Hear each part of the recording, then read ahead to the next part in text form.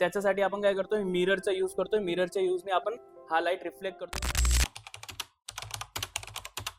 आता product shoot करताना आपल्याला सगळ्यात पहिलं लक्ष द्यायचं आहे की आपला व्हाईट बॅलन्स बरोबर आहे का. प्रोडक्टचा जो कलर आहे तो चेंज नाही झाला पाहिजे आपल्या प्रोडक्ट शूटमध्ये. त्याच्यासाठी आपला लाईटचा कॅल्विन असतो, आपल्या कॅमेरामध्ये कॅल्विनचा पार्ट असतो, ते सेट करून करेक्ट कलर्स आले पाहिजे, ओरिजिनल कलर्स दिसले पाहिजे.